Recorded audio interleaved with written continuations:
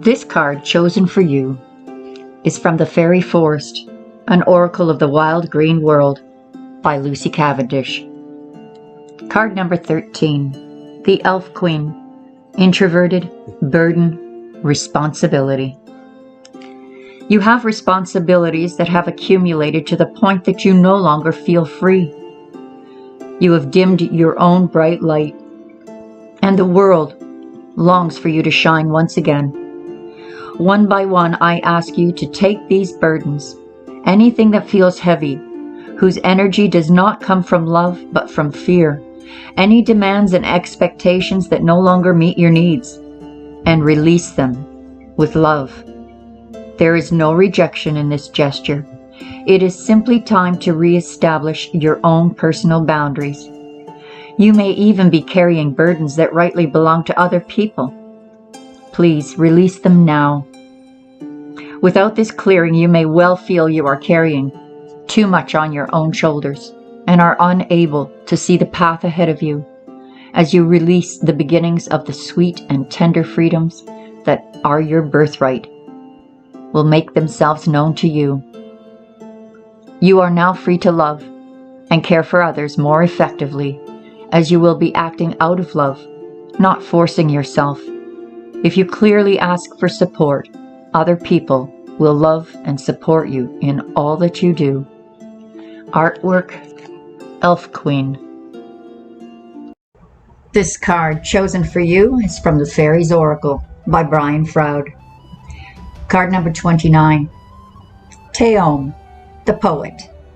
Clear sight, poetry, erotic energy, laughter, not getting into serious mischief. For quite a while as I looked at Teom's portrait, I really didn't have a very clear idea of his character. He looked so serious, so pensive, so thoughtful, but that wasn't the energy I felt coming from him at all. He had me baffled and fooled.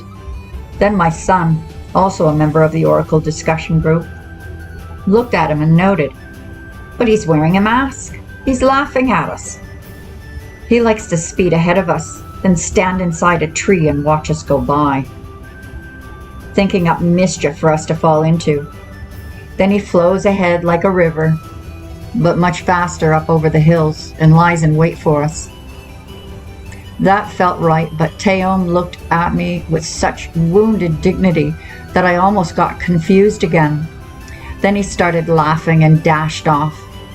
I wonder some more about him.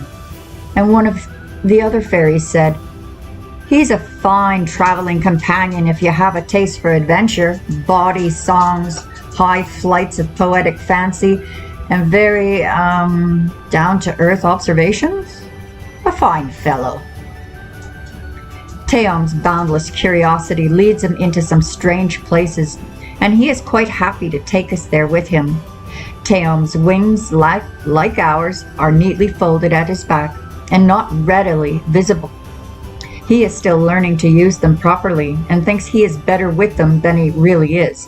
He wants to encourage us to unfold our wings and doesn't hesitate to lead us into situations where we almost have to fly, metaphorically sometimes, in order to survive. When I was young, I think it was he who encouraged me to climb up lots of trees and high buildings I couldn't easily get down from, and I know it was he who encouraged my son to do similar things. He is very fond of children. Like him, they are usually willing to try anything. Teom has a poetic spirit which involves much more than just writing of rhymes. It is all about being able to see things as they really are, and in that reality to recognize all beauty, even the beauty of necessity and difficulty. This is not an unthinking, reflexive, immature, everything is for the best attitude, but an understanding of the beauty of what we learn from joy and sorrow, from ease and hardship, from pain and pleasure. Teom also wants us to show us how silly it is to be so very solemn about life. He laughs at himself. He laughs at us. Sometimes he laughs so hard he gets cowslip wine up his nose, and then everyone else laughs at him. He doesn't mind that as long as we're laughing. Teom is also the young apprentice shaman, barely beginning on the path but with a boundless interest in all things magical and mystical. He'll try anything and encourage you to do so as well. But you might find it advisable to show a little more sense than he does sometimes. He plays the panpipes, but not very well. He also chases the dryads, has much more success at this. He has a lust for life, wine, females, and song. He claims he was born on the Blarney Stone, which I doubt, and consequently has a wonderful gift for words, which I don't doubt at all.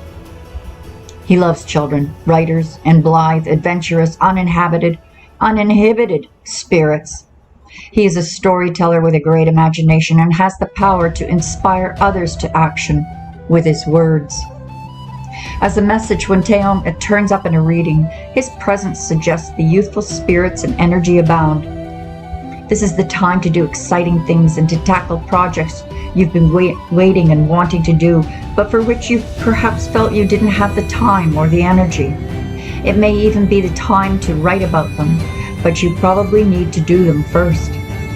Teom often shows up in readings for people who have a talent and inclination for writing, poetry, adventure, fantasy, or anything else. Possibly the only thing he ever gets very serious about is his writing. And he will spend all the time he needs searching for just the right word. Speaking and writing with conviction and sincerity and the ability to persuade others are indicated by Teom's presence, along with an outpouring of ideas. You may also find yourself thinking about romance and deciding that you want more of it in your life. This doesn't necessarily mean looking for someone new. It might well involve putting some romantic fizz into a relationship that has become overly routine. As a warning though, this card reverse can indicate confusion about what is really true, or it may suggest that we are being silent when in fact we need to speak up. It can also indicate lies found out. You can get into trouble with Teom. Just use a little common sense. If you don't have much, here is your chance to develop some instead of spending your brain energy making up excuses for foolishness. This card in the warning position in a reading would suggest that exercising good sense is of some urgency, lest you wind up head over heels like the reversed Teom.